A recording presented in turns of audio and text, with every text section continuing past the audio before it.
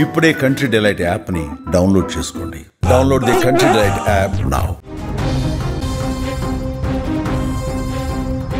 భారత క్రికెట్ ప్రపంచంలో అత్యంత అద్భుతమైనటువంటి సంవత్సరాలలో 2 సంవత్సరాలు 2024, 2025. ఈ 2 సంవత్సరాలు కూడా క్రికెట్ అభిమానులు ఖచ్చితంగా గుర్తుపెట్టుకుంటారు.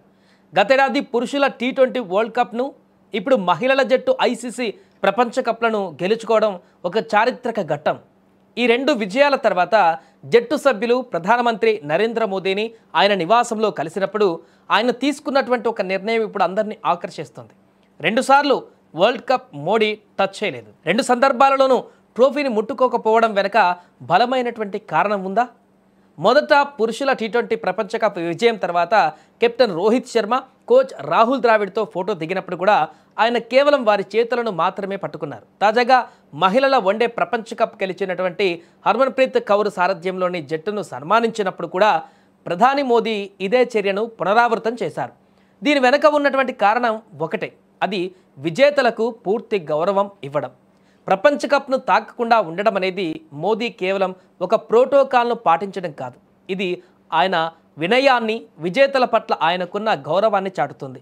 వరల్డ్ కప్ ట్రోఫీని గెలవడానికి రక్తం, చెమట చిందించింది ఆటగాళ్లు మాత్రమే. అందుకే దానిని తాకడం, దానితో ఫోటో దిగి ఘనతను అనుభవించేటువంటి హక్కు పూర్తిగా వారిదే. ఆ సందేశాన్నే మోదీ ఇప్పుడు బలంగా చాటి చెప్పినట్టుగా కనపడుతుంది.